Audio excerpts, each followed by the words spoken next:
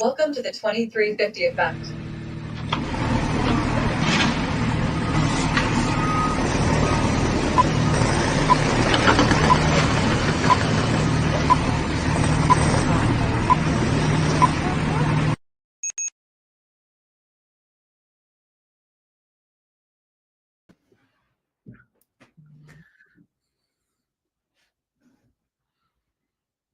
Hello, everybody, and welcome to the 2350 Effect. I am your co-host, Damian Kinsey. I'd like to say this. The network is the cause in this effect, so welcome to the 2350 Effect. And I'm always joined by my co-host and my partner, collaborator, creator of the 2350 Effect and the 2350 Network, Dr. Tanya Farron. Tell people about yourself, Dr. Farron. Hi, everyone. I'm Tanya Farron. I am an educator by day, and by nights and weekends, I own Creative Living Ideas, where we put on amazing professional development. We have specific summits that are coming up. I'm the author of 9 different books, and including Raising the Well-Adjusted Child, a Parent's Manual. And I am the co-host of this amazing show with my partner here, Damian Kinsey, as well as partnering with him for the 2350 Network. Super excited to have you here tonight. Thanks, Damian. Thank you as well, and I'm excited as well. You never tell them about you. Who, me? I'd say it. I'm the co-collaborator, co-host of the 2350 Network, the 2350 Effect.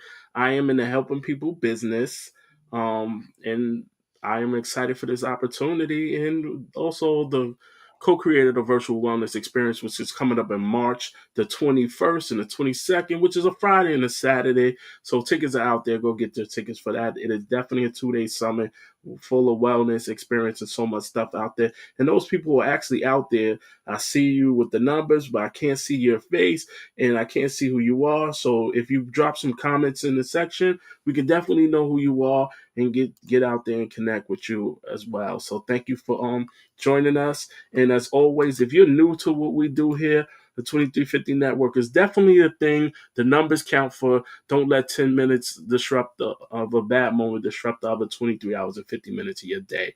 And as always, we always start this off with a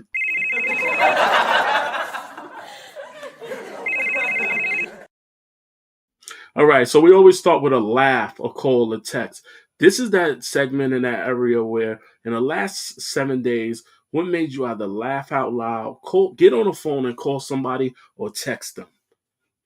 All right, Dr. Farron, what is your laugh, call, text of the week? Yes. So, I usually bring up a laugh because there's always crazy things that are happening in the world, silly things with my family and such. But today I want to talk about a call. Like I had a great conversation with a person today on LinkedIn. We were chatting away and we finally said, let's just call each other. And it was wonderful. I love talking to people on the phone instead of just messaging back and forth. So this was a person who wanted to present at the summit, or the experience, I should say. And so we got her all ready to go and had a great conversation about what she was going to present, and told her a little bit about the virtual wellness experience and what we do. And so she's really excited. So that was a great call today. I really enjoyed it. How about you? I like that. Thank you. I had a lot of laugh, call, text this week. I laughed about a lot of things. I called a lot of people, but I want to live in the point of gratitude. I reached out to a friend of mine who I haven't talked to in a little while, and I reached out, being grateful and thankful and checking in with them. So I wanted to talk about gratitude. That is my laugh, call, text of the week. Reach out to those people that you're grateful for and those individuals you haven't spoken to in a little while. They definitely get picked up when you have those conversations, and you might need to pick me up too. So reach out to some people, and also reach out to some people because it's been a busy birthday week for friends that I know. Well, month. All right. Absolutely. I love that. Picking up those calls, and making a phone call is so fun and so impactful. I absolutely love that you did that. That's amazing. Practicing gratitude's a good thing. Yes. So our topic today is how to reduce awkward conversations. Awkward conversations, awkward pauses. Have you ever been in a situation where an awkward pause has taken place, or someone has had a real long pause to the point where you were ready to jump back into the conversation, but they paused so long that it got awkward, and then once you started talking, they talked and you stepped on them, like conversation wise? Of course. Yes. Absolutely.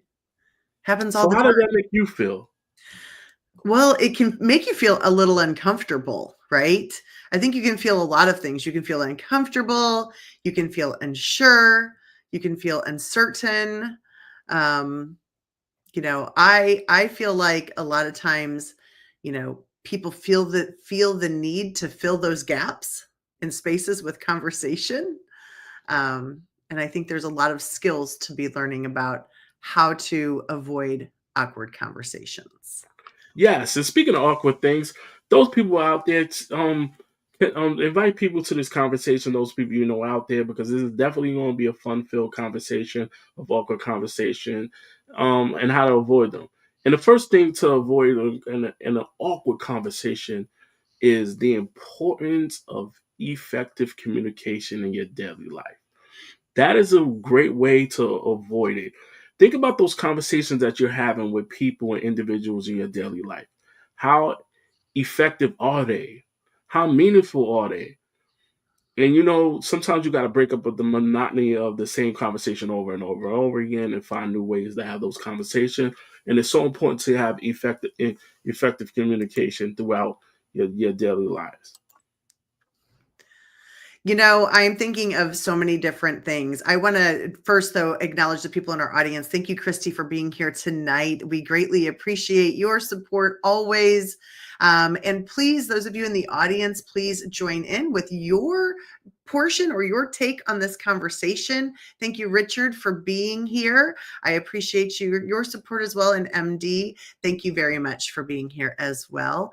Dr. Gwendolyn Levert, thank you so much for being here. Appreciate you all. So this topic really has made me think about a lot of different things, right? There's a lot of realms where this you can have awkward conversations. Okay, so let's just kind of break that down for just a second. You can have professional awkward conversations, right? In the professional workplace, with staff, with your peers. That's one place that you can have awkward conversations. You can have awkward conversations on the first meetings of people. That can be an awkward conversation. And you can have awkward conversations with your family and with your friends. Like there's so many different circles that you can have awkward conversations. So we're going to try in this hour to kind of just do a little overlay of some tips for you guys and some strategies. And we want to hear from you. Tell us some of your ways that you overcome some of those pieces. Damien, let me ask you this question. Did you feel like the first time that you and I met, it was an awkward conversation? No. Why not? Honestly, not. Because I think it was shared values. We both were talking about parenting, and I had signed up for your workshop. I went to it, and I think it was really fun and engaging. So you kind of made it really easy and engaging, and also the people in the room were high energy. Yeah. It was Daniel was there. Shout out to Daniel. We got to check in on him. I know. Yeah. I sent that email today. Kyle. It was a few people with high energy in the room, and you also navigated the high energy and moving around. So I think it wasn't an awkward conversation. Yeah. I didn't feel like that first encounter wasn't either. And then when we set up our personal meeting after that, I didn't feel like it was either. I felt like I was so interested in really getting to know you and knowing where you worked and what you did. What did you need from me? It was very cool. I enjoyed that as well. I think you're right. Those shared spaces Thank you. are really, really helpful. I think for sure too. Hey, LinkedIn user, just put a dash in your name so we know exactly who you are. Yeah, we've got some other great friends. Hi, Becky. Thank you for being here. Nancy, thanks so much for being here. And Leslie, appreciate y'all so much. So when we're looking at those circles, right, those different circles of areas where you can have awkward conversations, there are some pieces, right, that you have to look inward at. You can look inward at your own personal social anxiety, your lack of confidence, and maybe some poor listening skills. Now, I'm going to give you just a little sample of a friend of mine who I've been following on social media. She is a friend of mine, but I've noticed she's been putting out there a lot about working on her communication skills, so much that she joined a comedy like training to learn how to add some humor into what, have you seen that? Did you see that? Into what she is practicing, because she's wanting to be such a better conversationalist. And I felt like that was key to talk about today. What do you think about that, Damien? First of all, I did see it. It was funny. I liked it, and I liked it for her because Yes, if you know her, that is definitely up her alley of things that she's really good at maneuvering conversations and talking and facilitation. So when she says she's going to add comedy to her repertoire, I thought that was just brilliant. Because if you're trying to I always said this. I said this last year when we was on the effect. When you're doing public speaking, if you do stand up comedy, that would excel you as a public speaker so much. absolutely. You know what I love though? I love that internally she recognized that she wanted to do some more with her public speaking. And I think, okay, I always say that, right? Awareness. Once we bring awareness to something that we notice we could improve upon, that's when you can really start to do some work. So if you have some social anxiety, you have a lack of confidence, or you have some poor listening skills, those might be some of the areas for you to start dipping your toe in, to be able to think about, what can I do to improve in these areas?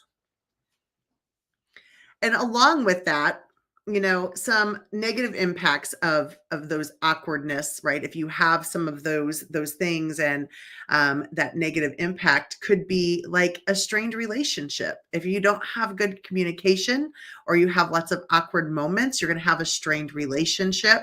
You might have missed opportunities, and you might have a decrease in self-esteem. So think about all of that. What do you think are some other effects of awkward conversations, or causes of awkward conversations? Because we just talked about some of the causes, and we talked about some of the effects. So those of you in the audience, what do you think are some of those causes and effects of awkward conversations? Okay. Can you hear me? Yes, I was reading the chat. Oh, no, no worries. So some awkward conversations can be when you're having a conversation with someone about, you know, life skills. Professional development can be an awkward conversation. Giving condolences to someone can be an awkward conversation.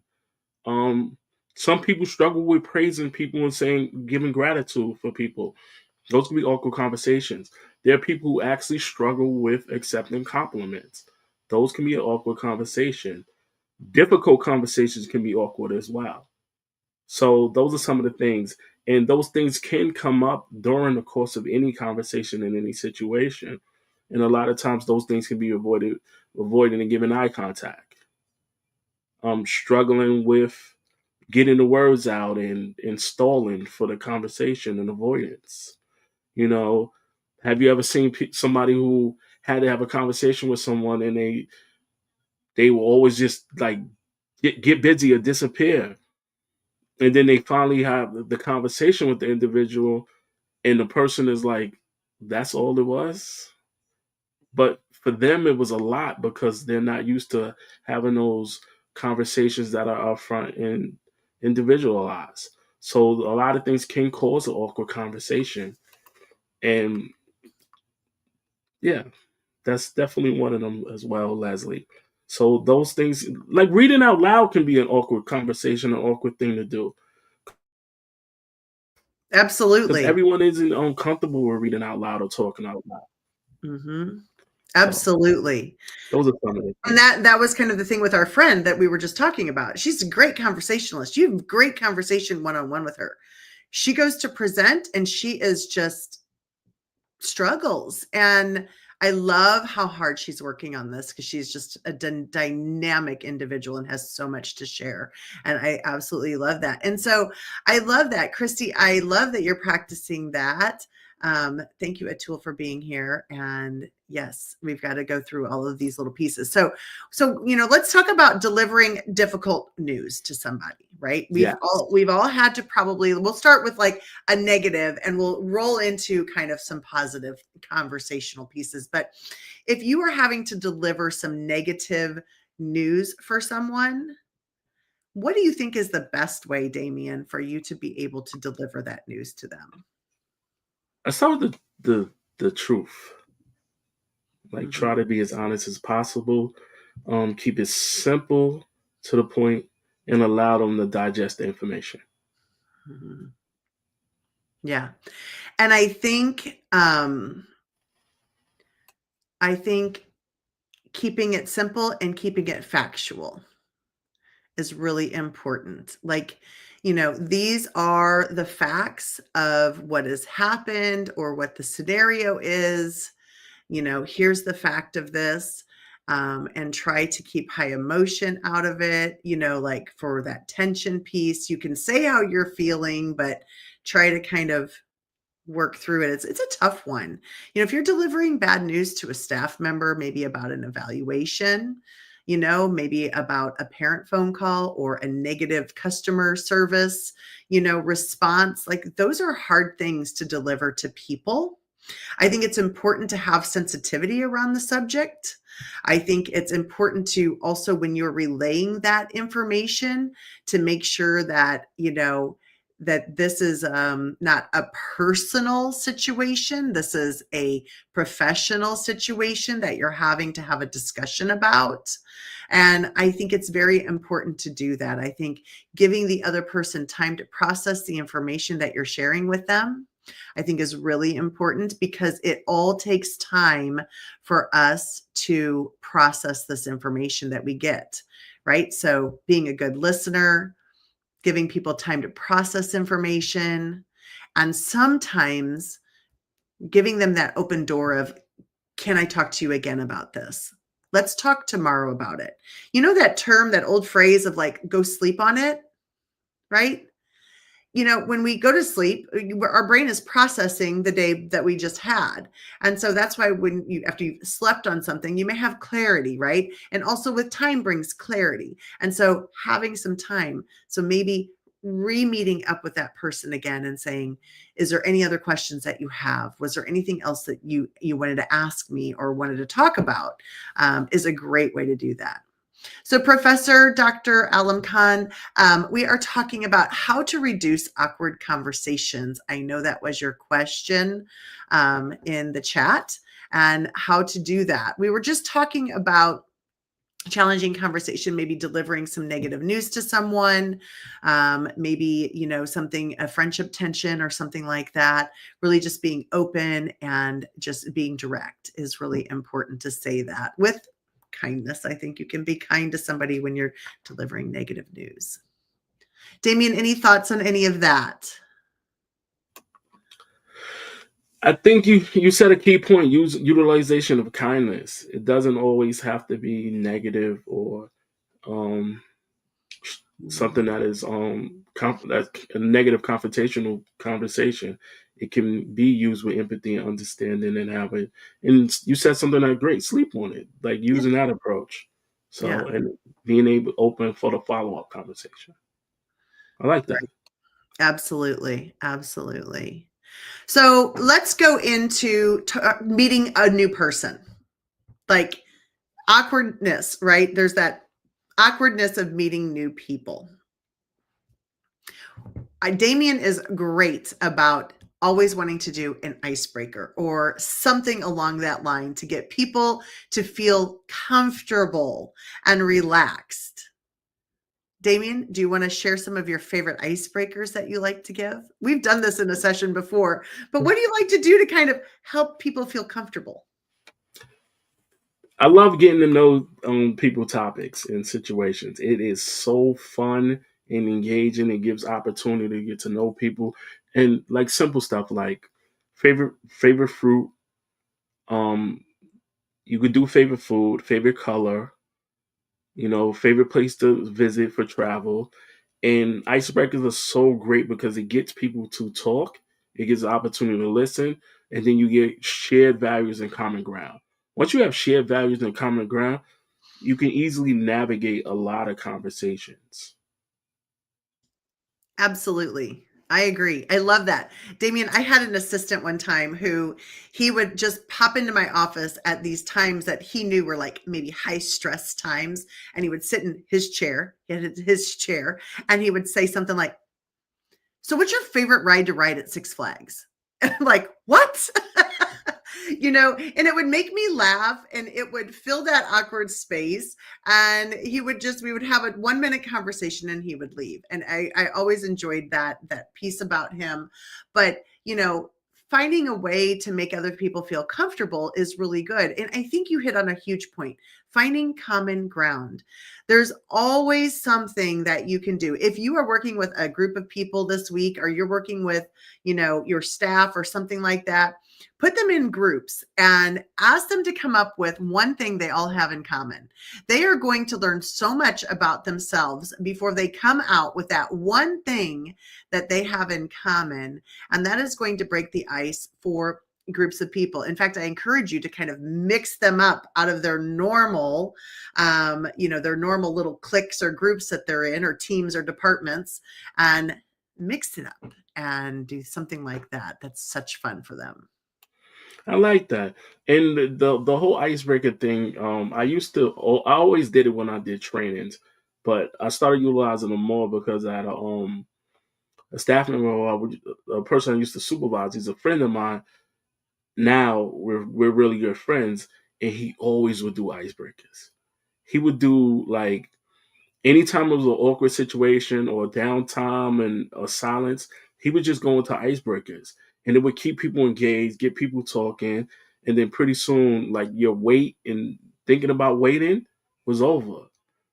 And I asked him, I said, "Hey, why do you do that?" He said, "It reduces these awkward conversations. It reduces the downtime and the flat time, and it gives people an opportunity to stop thinking and get out of their own head and focus on just being people." And I like that. So I utilize it, and I give them credit for it as well. So that's why Yeah, I had to say it. I love Also, that. giving people credit reduces awkward conversations as well. Absolutely. Absolutely. I want to talk about this in a minute here that Christy is talking about, because I think this is great. She put this in the chat earlier today.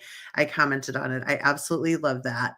And Leslie brought up something, politics, awkward, right? It's an awkward conversation. Everyone always knows that the topics of politics, religion, maybe even sports teams can be completely controversial, right? And so, how do you handle when you are immersed in a conversation that does not align with your beliefs or what you are doing?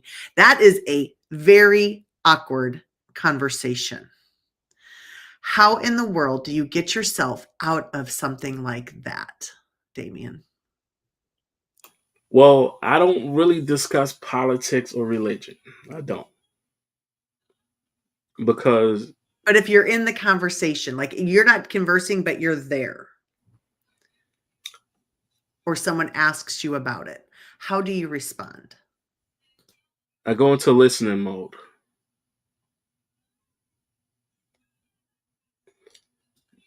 I go into deep listening mode because I don't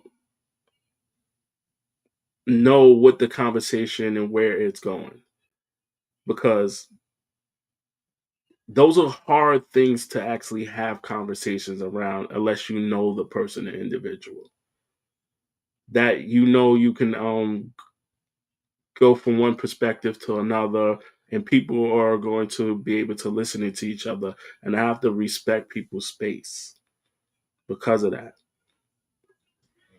Like, I heard an individual speak about, they don't have conversations around those two things because they know that they, regardless of whatever they say, there is somebody who will get offended.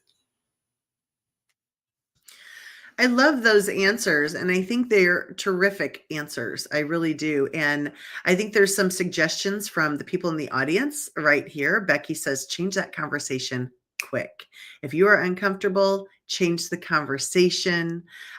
Leslie says, agree to disagree. Stop talking. It is okay to stop talking. Absolutely. I have a great one. I do not like to have those conversations as well. Everyone has their own belief and they have a right to have their own belief. And I don't like getting in those conversations either. And I will just listen and smile. And then a lot of times I might just say, "Excuse me, I'll be right back." And I'll probably step out, go do something else. And by the time I come back, they're probably over, or I'll listen until it's over with whatever the conversation might be. I might change the subject completely. You know what? This is a great phrase, you guys. This is great. I understand that you want to tell me this, but I have a different question for you. Can we put this on the back burner for now? Can I ask you about coming to so and so's house on Saturday? What are you bringing for the potluck? What are you wearing to this? What do you think about that? Like changing it completely and saying, "I know you want to tell me this, but right now I want to ask you something else." And just kind of diverting the conversation, you know?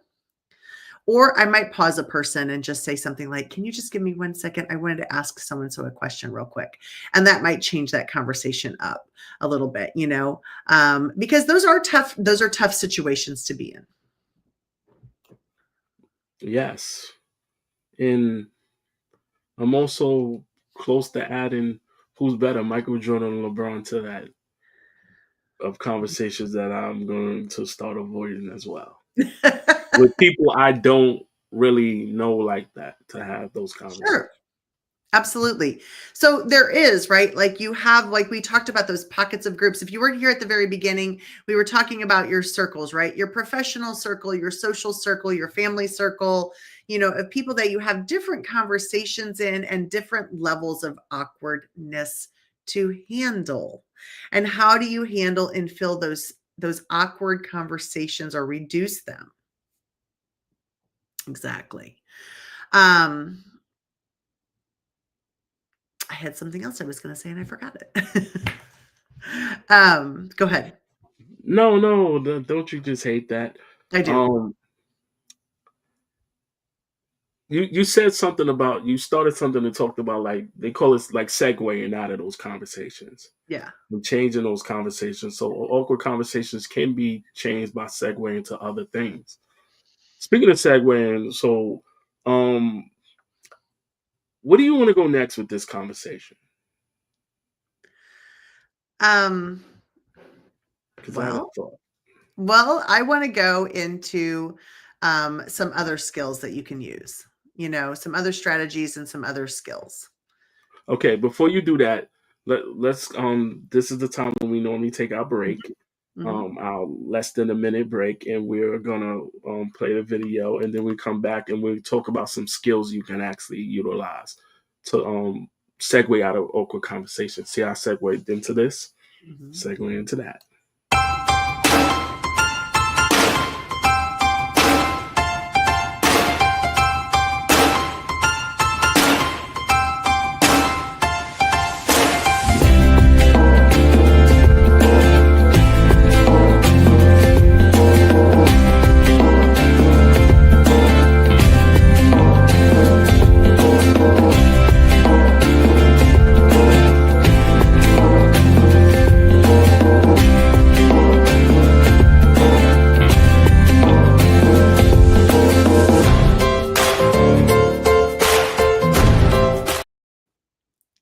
All right. So speaking of skills, like we just said, that was the virtual wellness experience, which is coming up in March 21st and 22nd. There are tons of skills and presenters who are doing a lot of things around wellness overall, relational wellness, health and wellness, fitness, food, meditation, workplace wellness, what's the other one? Parenting, you name it. There's a level of wellness, technology, social media. There's so many things in wellness around. So your tickets are available at the on Creative Living Ideas. Lisa's a presenter at the Virtual Wellness Experience, which is our second one. Last year, if you know, was the Virtual Wellness Summit.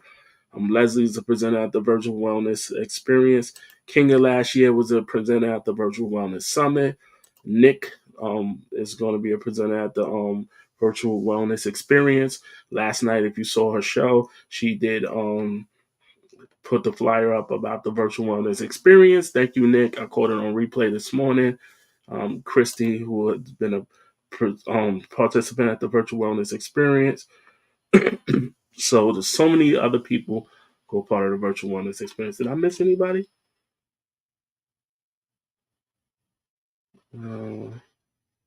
Charity. Charity, right? Yeah, Charity. All right. And Charity, it will be a presenter at the virtual wellness experience. All right. And those tickets are available at Creative Living Ideas, or you can reach out to myself or Dr. Farron, and we can give you information about the virtual wellness experience. So those are a great way to sharpen up and utilize those particular skills. So what skill, did I miss anything about the virtual wellness experience before we go into? No. Okay. So what skills should someone use? Because the topic of the day is how to reduce awkward conversation. What skills would you give someone? Right. So I want to say one more circle. Like we talked a little socially, some awkward social situations. We talked some work, delivering some negative news. And let's talk for a minute just about family. And then we can go into that because there are family dynamics, right? And I really want to bring this up after you showed the virtual wellness experience, because we have two presenters that are talking about two social workers who are talking about different types of relationship that you can have with yourself. And one is about thriving after trauma, like relational trauma. And so I think those pieces are huge. Those would be great. If you have any thoughts about that, or, have any experience, come to the virtual wellness experience, because we've already got 2 sessions on that for you to attend.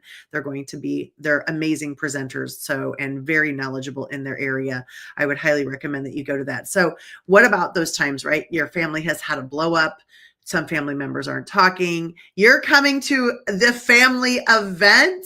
And oh my gosh, what are we going to do? This is going to be an awkward conversation. This is going to be an awkward situation. We have all had this in our families. Somewhere there is tension in the room. How are we handling ourselves in those situations? And so I would love to hear from the audience. Drop in. How do you handle those awkward family situations when maybe there's been a family dispute or a family disagreement or something like that amongst family members, and you're all coming together? How do you handle that? Damien, I saw you unmute. You look like you were ready to answer. That is definitely one I was thinking about. I even take it a step further. What about someone is not being invited to something? Yeah, right? That has to be awkward when someone can come to something and the other one person is not even invited to it. Right. I think it does a lot of, they say the woosah moments, a lot of deep breathing. Yeah.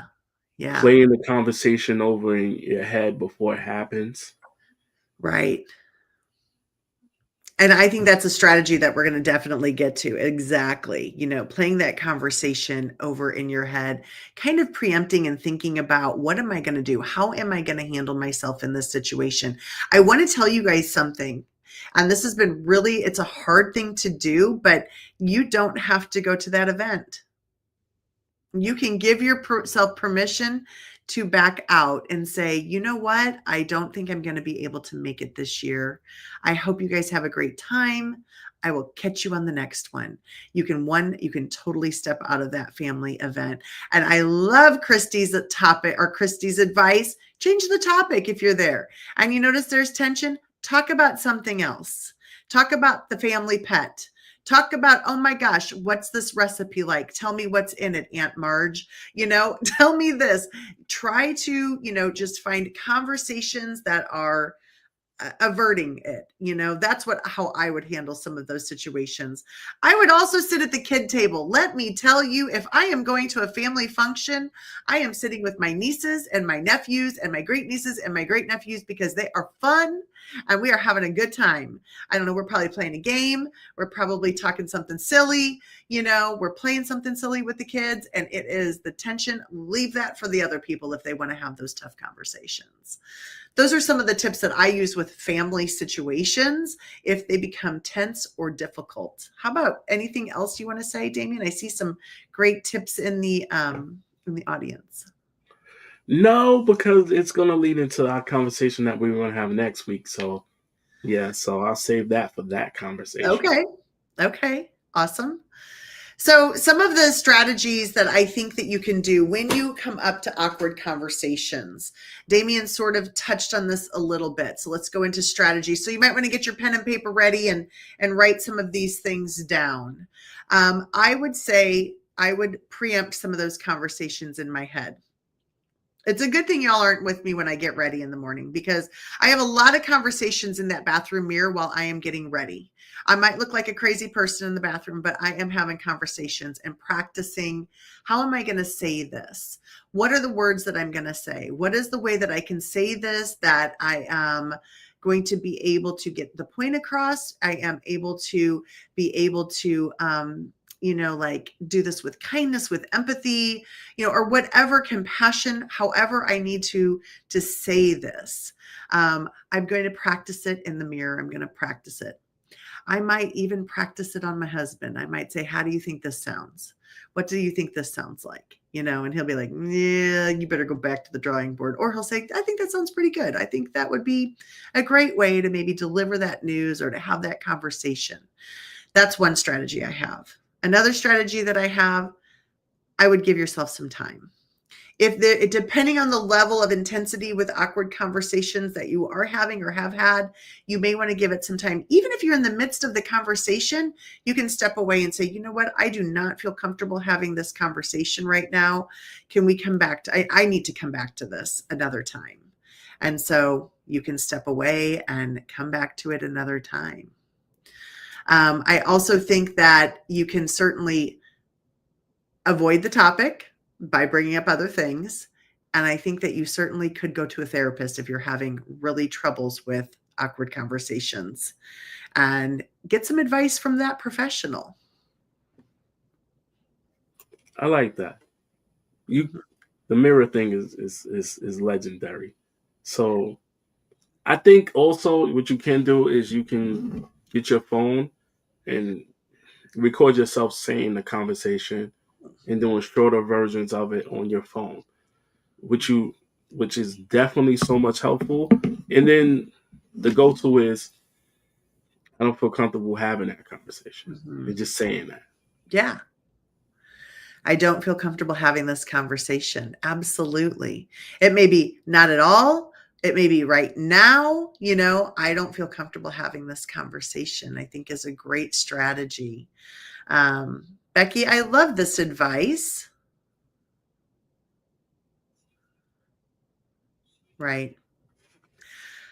A lot of times when there's that awkward conversation, for sure. The other strategy is, you know what?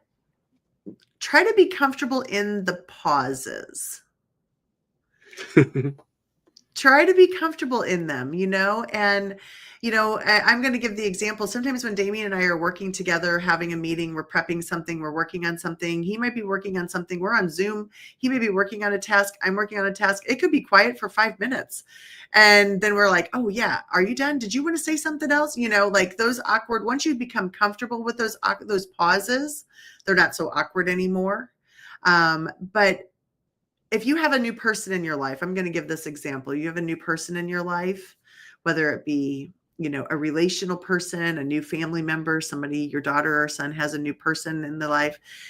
Kind of, you can frame around that situation and say, you know what? We're sitting here together. You want to play on your computer. I'm going to read this book. I'm good with that. Do what you need to do.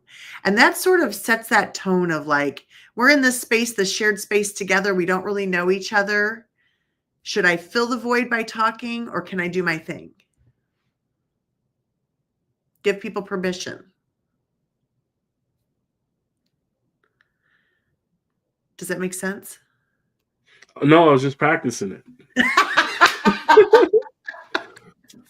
Hey, you never Terrible. get good at it unless you practice it. You're terrible. You know, see, it changed the mood. Awkwardness. You got awkward. Got the I just pause. thought you And were. the joke.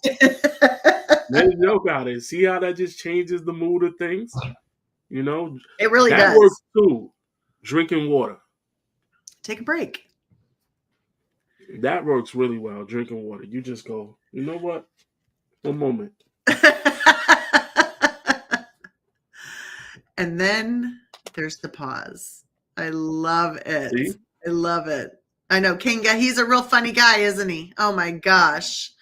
I know. He is a real Humor lightens the mood in situations.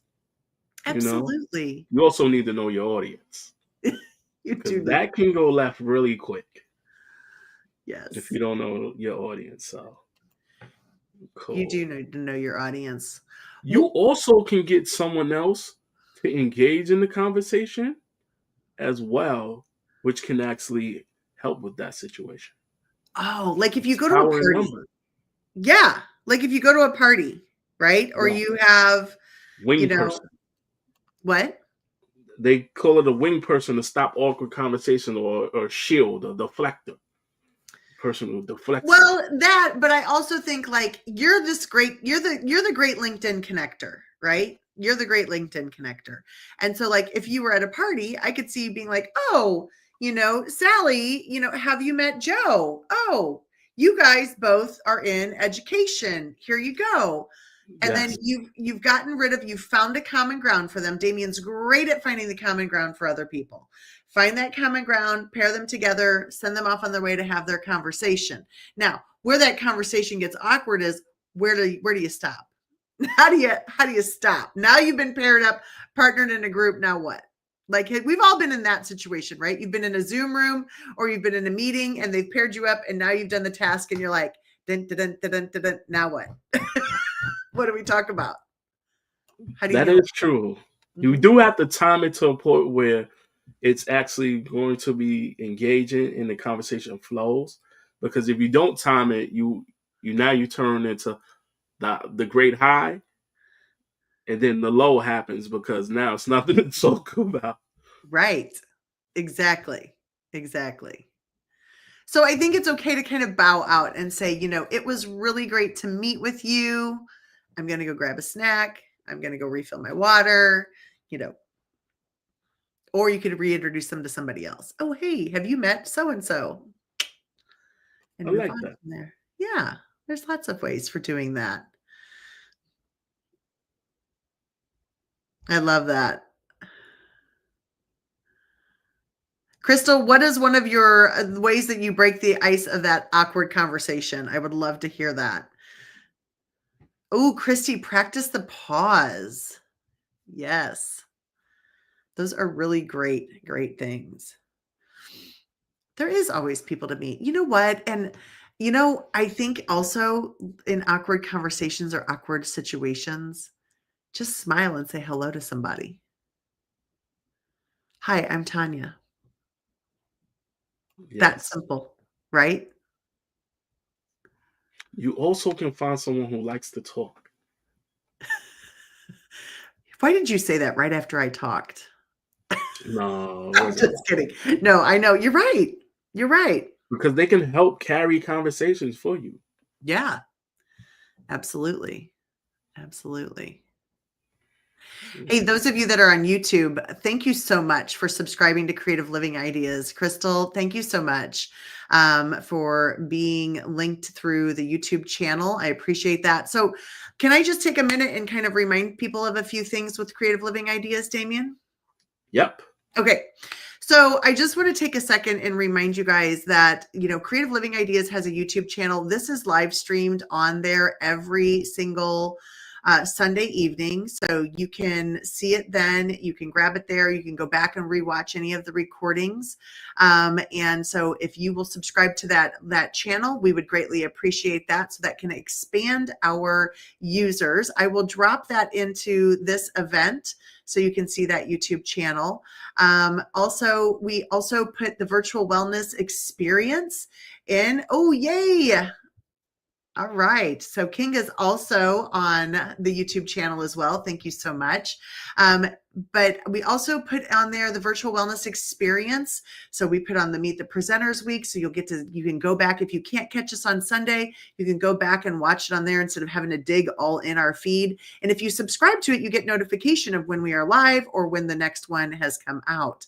So make sure that you do that. You can also sign up for Creative Living Ideas newsletter, where I post all of the things about our events that we're hosting, about the network, about these shows that we do on Sunday evenings on the Effect.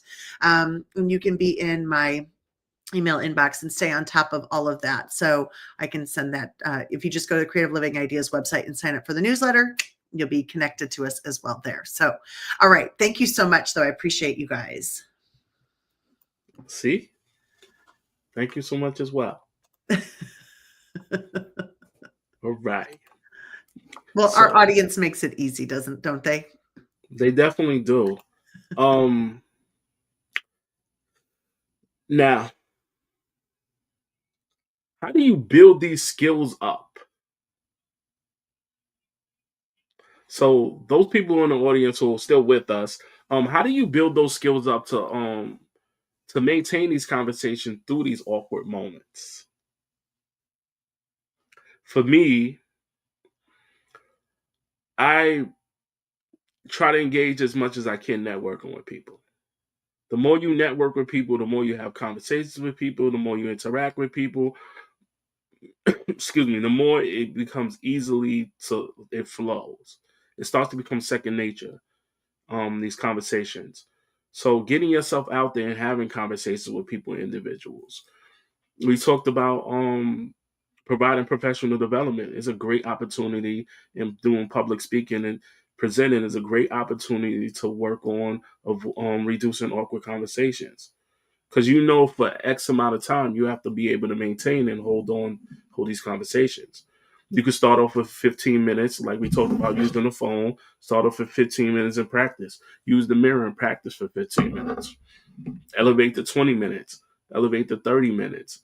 Try to go to 40 minutes, 45. And then once you get to an hour and you get comfortable, these conversations can actually be less awkward. Knowing what you're really good at and passionate is an opportunity to build these skills up as well. What are your thoughts? I think you hit the nail on the head when you talked about, really getting, spending time talking to people.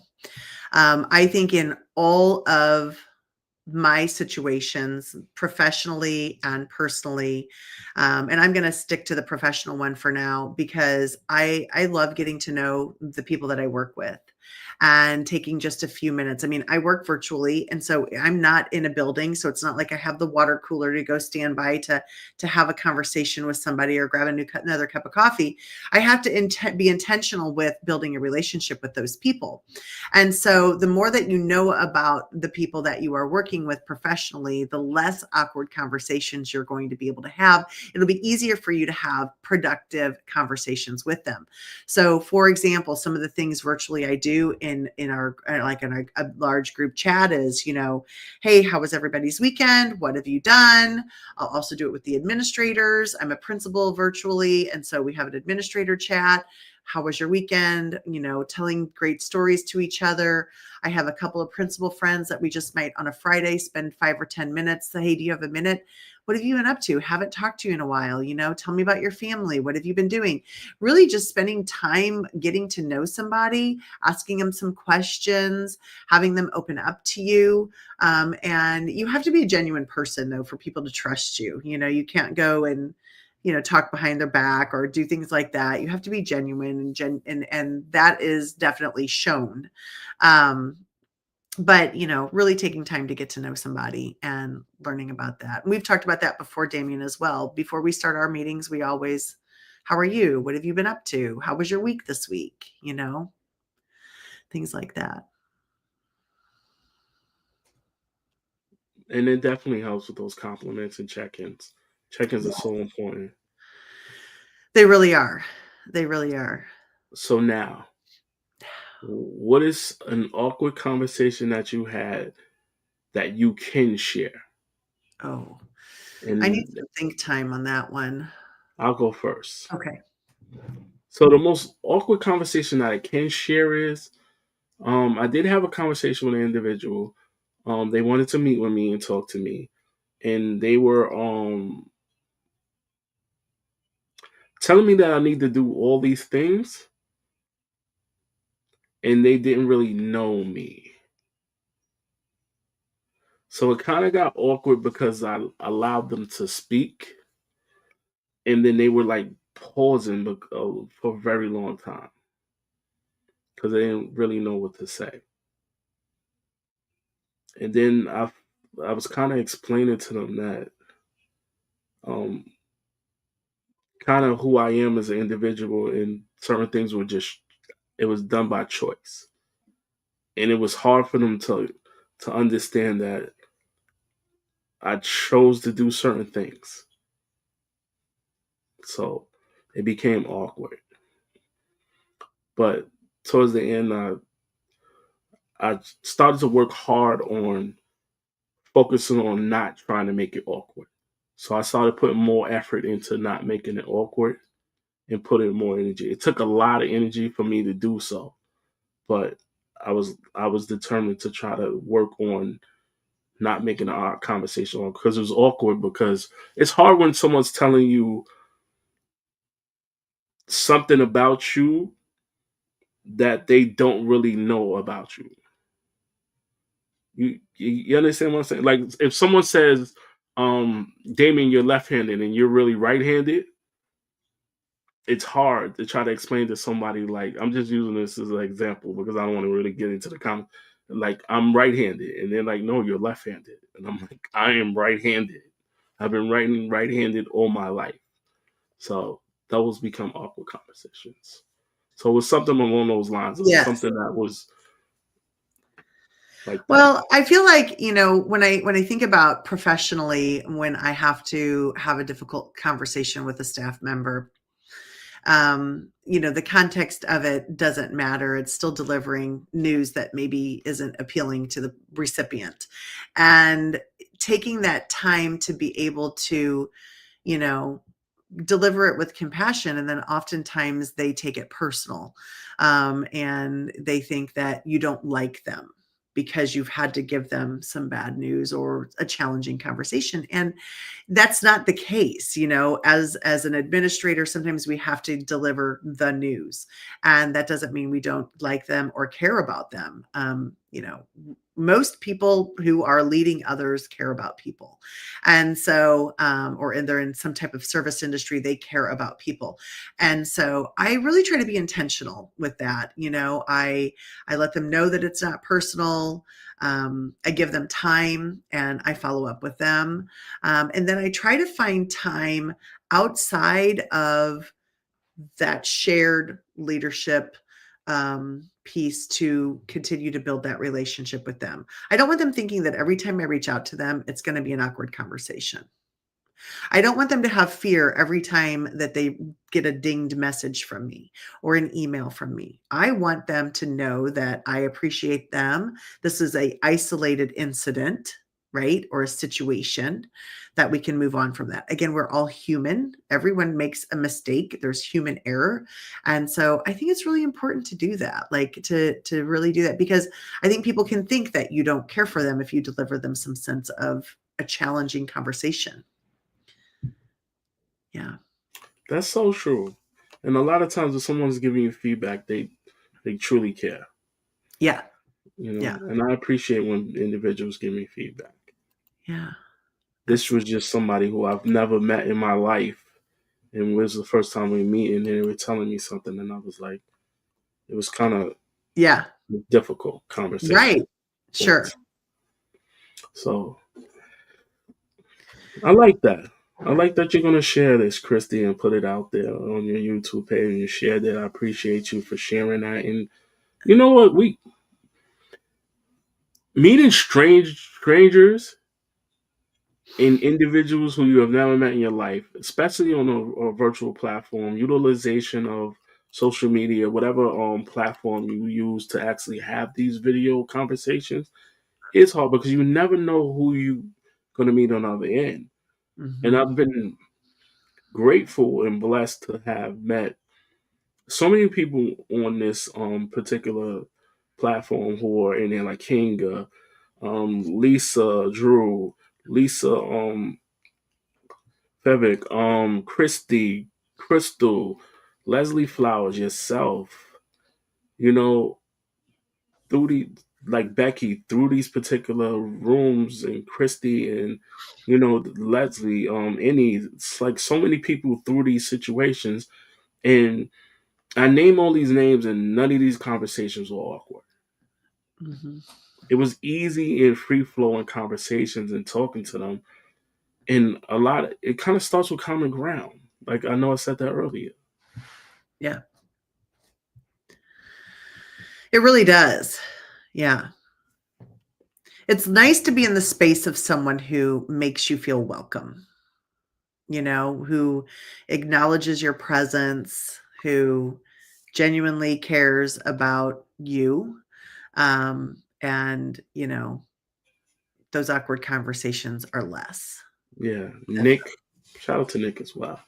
Yes, absolutely. Absolutely. This has been a great conversation tonight. Thank you for all the amazing participation, for everyone being here with us tonight. Thank you, Crystal, for reminding the community to click on the bell when you go to the YouTube channel. Click on the bell that sends that notification to you. Love that. Yes. Hey, Erica, happy day to you too as well. Charity, thank you as well for being here as well. Linda, thank you for chiming in and getting involved. Like you've been really helpful in the chat as well. Tom, great seeing you as well. Yes. Absolutely. I love all of these tips in here. So, my gosh, this is a masterclass in itself from everybody in the audience. Great participation, amazing things to learn a little bit more about. Love it. See, she said she felt that earlier with you today. We'll see you Aw. tomorrow. I had a great conversation with Charity today. It was wonderful. Yeah. I saw Christy yesterday. I had a great conversation with Richard today too. It's Nice. really great to have conversations. It's always great seeing you as well, Kingdom, my friend. Mhm. Always good. Always good. Happy day. All right. So before it gets awkward and we have to utilize the skills ourselves. All right. Do you want to give one more tip before we get into our final segment? No. You don't have any other tip? I don't Closing for know. This people? is okay. This is my tip. It's kind of, I know we're running out of time here, but I had a coworker. I loved her dearly. But when she was in an awkward moment, she would hug the person next to her. I don't know that you Okay. need to do that. That's I love giving people a hug. Like I do love hugging people, but when she would feel awkward, oh my gosh, one time we were working on our doctorate, we got in the elevator with our professor, and she was so excited to stand next to him that she just hugged him and put her arms down, and I was like, she did that. And she's like, I know, I'm so Oh, awkward. I feel awkward spaces. So I don't know. Hugs are good, but I guess only if the person wants to receive them. okay. But I don't know. Do you have a last tip? Be comfortable with what you're willing to give and what your limits are. I love So that. be Yeah. comfortable with those things. Yes. Yes. All right. So we're not done because we We're not always done. have to, kind of end with a closing quote. Okay. So I wanted to have mine about communication. And I do. I started today with saying I had a great conversation, Charity. I don't know if you were here or not, but at the beginning, our laugh call, our text was about you today, Charity. I had a great conversation with you. I love talking to people on the phone and getting to know them better. So this is my quote today. Good conversation is as stimulating as black coffee and just as hard to sleep after. So if you've ever had a really great conversation with somebody or you've been really amped up by that meeting, it is hard to go back to sleep or to relax for the rest of the day because you've been so excited. So love that. Good conversation is as stimulating as black coffee and just as hard to sleep after. I like that. You should put that in the chat. Okay. All right. What's yours? As always, mine is don't let 5 or 10 minutes of a bad moment disrupt the other 23 hours and 50 minutes of your day. The 2350 network, it's time to connect with people. And also we have the summit coming up, so reach out. And if you don't know what the virtual wellness experience, which has changed from the summit, is coming up on March 21st and 22nd. Tickets are available at Creative Living Ideas. And connect on the YouTube page, go to CLI, and also go to the 2350 network page as well. All right. So we'll be back next week, right? Yeah. We are here next week. So thank you all for showing up and joining us. And we will leave you with the video. Bye, y'all. Thanks for coming.